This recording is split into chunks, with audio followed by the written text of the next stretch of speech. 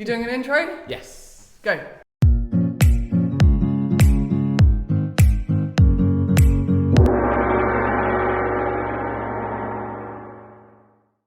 Hi there, welcome back to Faith and I'm Andy. This is Ruth. This is our video podcasty thingamajiggy that we do every week, looking at God, life, how the two come together. And if you are a regular viewer, you will see we are in a different place. Mainly because the place we normally would do this is full of rubbish and I couldn't be bothered to sort it out. So we're here in a different part. So hopefully this is going to work out lovely. And if it does and you prefer this, let us know. Maybe this will be our new venue. I like it. Feels fancy. It's bigger. And better. Big is not always better. Well, does size matter? But talking of things that came back last night, or this is so you know when we're filming this, Bake Off started again last night, having had a year off, obviously, because they've done another bubble back in the tent. And I specially watched it last night because I knew Ruth would be interested in it. And Ruth, what did you think of the show? I thought it was amazing from the pictures I've seen, but I haven't actually watched it yet. So we can't really talk too much about it because... So I've looked at the pictures on Instagram, I've kept up with it. I was working last night so I couldn't watch it at the time, but I will. It's my plan for my day off on Friday. Yeah, but I mean, we can't really talk about it because it'll be a spoiler. So Bake Off. So let us know down below if you watched it, firstly. And secondly, if you did watch it, who's your favourite? Yeah, I want to know who your favourites are and who you think should be going out. Were the right decisions made? Just comment on Bake Off. I love it. Bake Off. And it is inspiring Ruth once again to get on Bake Off. It's not inspiring Ruth once again to get on Bake Off. It's inspiring Andy to ask, well, not even ask, tell Ruth to apply to Bake Off. So if you want to see Ruth on next year's, or to at least apply to next year's edition of Bake Off, let us know as well. I feel like I'm going to have to, like I don't have a choice now. I at least have to fill in the form. I think so, with a picture. Well, I'll film it and then there's a video for you. There you go. So, Ruth, on this Bake Off theme, I have a question. Last night, without ruining it, they were making anti-gravity showstoppers. Yeah, so where you've got the sort of thing and the sweets falling down, M&M's into. Yeah. Okay. If you had to do that, what would your anti-gravity showstopper be? It's a good question. I know. I've always liked the cereal bowls, where you have the milk pouring down or the cereal coming out of the box, and then you have into the bowl, and then some milk splashing out or something like that. There was a teacup on this one, wasn't there? I saw the picture. There was a teacup or something like that. I liked that. So yeah, probably something pouring like that. Okay.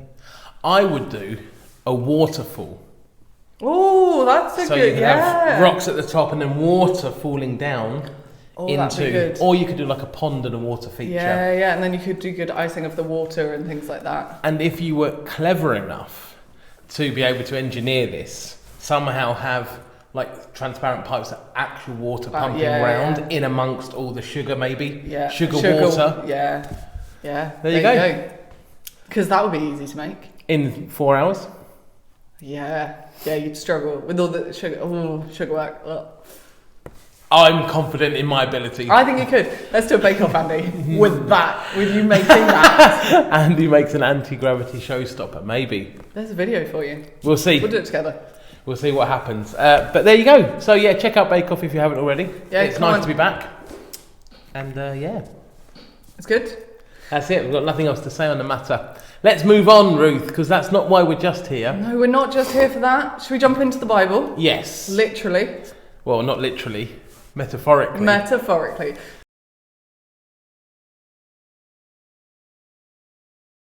So, new month, new theme. For the next 2 months, in fact, we're going to look at the fruits of the Spirit. So you've probably heard of these or heard the phrase. I always forget them. I can't do them in order. I always forget at least one of them, if not like 3 or 4. I always remember the song that the fruit of the Spirit isn't a coconut. It's not a coconut. You're correct. There you go. I'll put a link to it somewhere around here so you can go and check that out. It's a fun little song. There you go. But you can find the fruits of the Spirit in Galatians. It's one of the letters in the New Testament. In chapter 5, verse 22.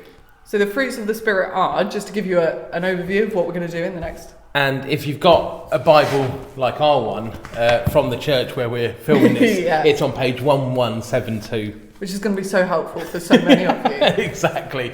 But it says, but the fruit of the Spirit is love, joy, peace, patience, kindness, goodness, faithfulness, gentleness, and self-control. There you go.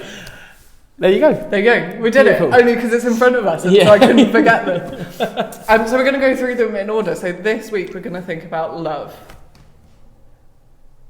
Now, love is something we talk about a lot, isn't it? And it's a word that gets thrown around all the time. And I find it really interesting because we have this word love that we use for a lot of different things. And if you look in other languages, they have lots of different words. So, I could say, I love Andy.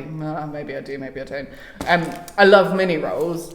I love my family. I love this pen. I love writing with this pen. And those loves aren't the same. So I find it always a bit weird when we talk about it in this context when you go, okay, but what love are we talking about? Yeah, I love chocolate. I love pizza. It's all different stuff. But fortunately in Spanish, little language lesson, they have different words for this. So they have quiero, which is like to just really like something. So, but yeah, we do get confused with all these loves.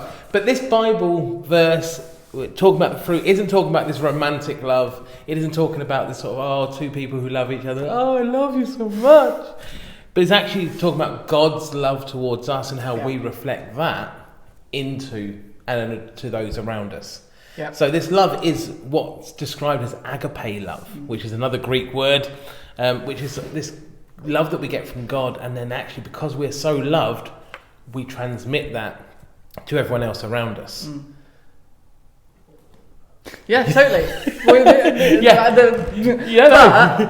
So that's what the love is, but then the doing that, the showing that to other people is where it gets a bit tricky, isn't it? It is. And I think we want to try and be really practical with these things. So we're not going to talk a lot about what is love and, Baby Don't Hurt Me, which is a song from the 90s or the 80s. Oh, who knows when? Back in the day when baby is love, baby don't hurt me. Anyway, so we're not going to talk about them, but we're going to think about actually how can we practically demonstrate God's love that he's given to us firstly, to those around you, because that is the fruit. So if you think of like a fruit tree, it absorbs in all the water, it transfers, and then you get fruit at the end. And that's sort of what this is. The idea is that the Holy Spirit comes in, it fills us with all these different fruit so that we can then show them to others. Yeah. So how do we show this love to somebody around you? Maybe take a moment just to think about that whilst me and Ruth think about this for 2 seconds. So, Ruth, what ideas have you got that people could do practically to show this love to somebody else? I always think this love, you do the thing you don't want to do in the hardest situation.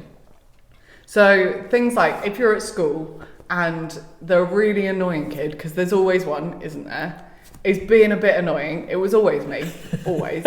Is being a bit annoying, and actually what they need is a friend, or they need someone to go and sit with them, or they need help with their work, and you don't want to be that. You don't want to have to be the person that goes and sits with them. It's hard, it's annoying, but actually that is God's love right there. So I think things like that. Yeah. I mean, one thing I can think of is imagine one of your brothers or sisters annoying the heck out of you. Yeah. And rather than going over to them and giving them a kick, you go and give them a little hug. Little hug. Just a little hug. Just a little hug. Things like that. It's how you respond to those situations. You could do practical things like make cookies for your next door neighbour. You can make cakes for somebody. You can write them a card. You can, tell the whole world that you love them. But actually it's how you react as well, how you show that. I think as well, doing things around the house without being asked is always a big one when I talk to parents. Parents love that, I'm telling you. Kids, if you're watching, do that. Empty the dishwasher without your mum asking or your dad asking you. Pick your dirty clothes up off the floor and put them in the laundry bin. Just saying. Not that you're talking to the wards out there. Nope. And so those sort of, it doesn't have to be when someone is annoying you or doing something bad that you have to be the bigger person. Actually, just doing the things that you know are right and are going to make a difference to other people. Yeah. Even when it's the hard thing and the thing you don't want to do. You know, who wants to pick up their dirty washing? That's hard. That's, you know, a pain. It can just slip. Actually, no, pick up your dirty washing. Yeah. So there you go. There's some practical things this week you can put into practice to show the love that we receive from God to those around us. Yeah. So let us know down below how you get on with that. Have a great week. And me and Ruth will see you next time. week. Bye-bye.